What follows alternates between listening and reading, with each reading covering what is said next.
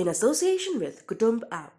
NEET PG course में आर्थिक रूप से कमजोर वर्ग के आरक्षण को लेकर केंद्र सरकार अपने पुराने रुख पर कायम है। सुप्रीम कोर्ट में हलफनामा दाखिल करते हुए सरकार ने बताया कि मौजूदा सत्र में ईडब्ल्यूएस के लिए 8 लाख रुपए सालाना आय की सीमा में कोई बदलाव नहीं किया जाएगा। सरकार की तरफ से यह भी कहा गया कि फिलहाल कोई भी बदलाव करना बहुत पेचीदगी भरा होगा। इस मामले में सुप्रीम कोर्ट 6 जनवरी को सुनवाई करेगा। सब कुछ विस्तार से बताएंगे, लेकिन उससे पहले एक जरूरी सूचना। दी लल्लन टॉप अब कुटुंब ऐप पर आ गया है। मतलब अब आप कुटुंब ऐप पर भी जुड़ सकते हैं दी लल्लन टॉप कम्युनिटी से, जहां आपको मिलेंगी आपकी पसंदीदा खबरें, वीडियोस और डेली शोज, साथ में सीधे सीधे अपनी बात रखने का मौका।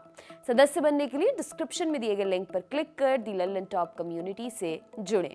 सूचना समाप्त, वापस आते हैं खबर पर। केंद्र सरकार ने सुप्रीम कोर्ट में बातें कमेटी की सलाह के आधार पर कही हैं। पिछले साल नवंबर में ईडब्ल्यूएस कोटा के लिए 8 लाख रुपए की सीमा तय करने पर सलाह देने के लिए कमेटी बनाई गई थी। इस सीमा को लेकर कई सवाल उठे थे। सुप्रीम कोर्ट ने यह भी कहा था कि देश के हर हिस्से में इस सीमा को लागू नहीं किया जा सकता। तब केंद्र सरकार ने इन सवालों को लेकर एक कमेटी बनाने की बात कही थी।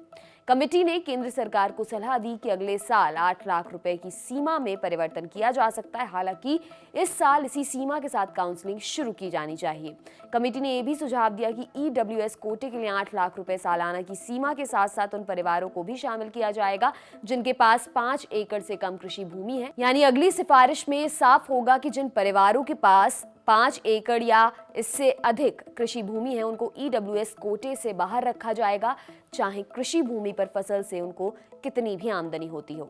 इससे पहले इस पूरे मुद्दे पर सुझाव देने के लिए केंद्र सरकार ने पिछले साल 30 नवंबर को कमेटी बनाई थी। इस कमेटी में आईसीएसआर के सदस्य सचिव प्रोफेसर वीके मल्होत्रा और केंद्र सरकार के प्रमुख वित्तीय सलाहकार संजीव सान्याल को शामिल किया गया।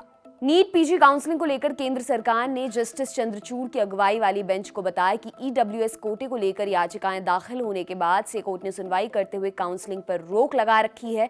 सरकार ने कहा कि फिलहाल मौजूदा नियम शर्तों के तहत काउंसलिंग की इजाजत दी जाए। कमेटी अगले सत्र में ईडब्ल्यूएस कोटे के लिए जरूरी शर्तों का ढंग से अध्ययन करेगी और अपनी सिफारिशें देगी। कमेटी के इस अध्ययन में निजी मकान से लेकर घरेलू संपत्ति और दूसरे जरूरी पहलुओं को शामिल किया जाएगा। इससे पहले नीट पीजी काउंसलिंग में देरी को लेकर देश भर के रेजिडेंट डॉक्टरों ने विरोध प्रदर्शन शुरू किया था।